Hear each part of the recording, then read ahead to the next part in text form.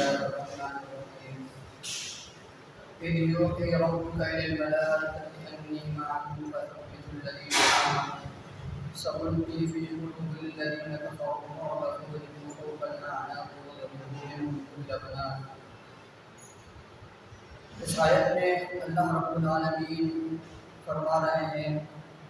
کہ جب ہم وحی کر رہے تھے فرشتوں کی طرف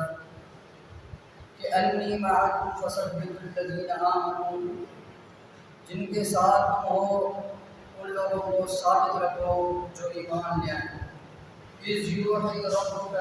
جب وحی کر رہا تھا ربک تیرا رب، الی الملائکۃ، فرشتوں کی طرف کہ انی معکم، کہ بے شک میں تمہارے ساتھ ہوں، فثبتوا الذین، بس ثابت رکھو ان لوگوں کو آمنوا جو ایمان لائیں۔ یہاں اللہ رب العالمین فرشتوں کو اس بات کا حکم دے رہا ہے کہ یہ جو جنگ بدر کے اندر صحابہ کرام شریک ہوئے ہیں ان کو تم حوصلہ دو، ہمت دو، اور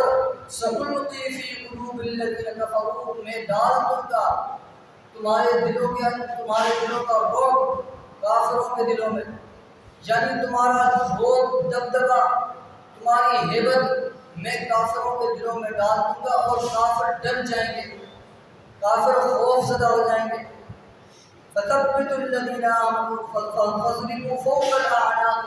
تم ان کی گردنوں کو کاٹو، وَاضْرِبُوا مِنْهُمْ كُلَّ بَنَانٍ، اور ان کے انگلیوں کو اور ان کے پیروں کو کاٹو،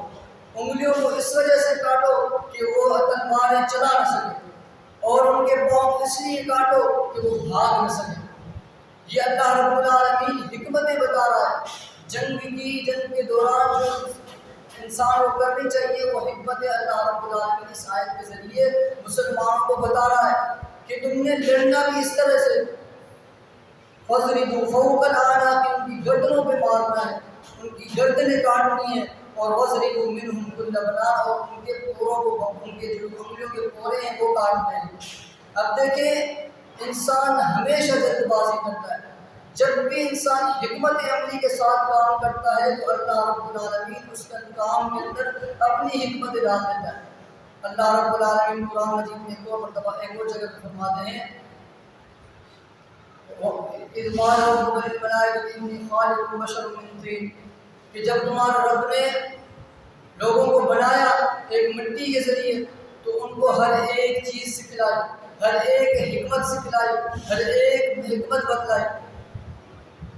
یہ اللہ رب العالمین کی حکمتیں ہیں جو انسان نہیں جانتا۔ اس طرح سے کبھی ہمارے درمیان بھی لڑائی ہو جاتی ہے، کبھی ہمارے درمیان جھگڑے ہو جاتے ہیں تو انسان بالکل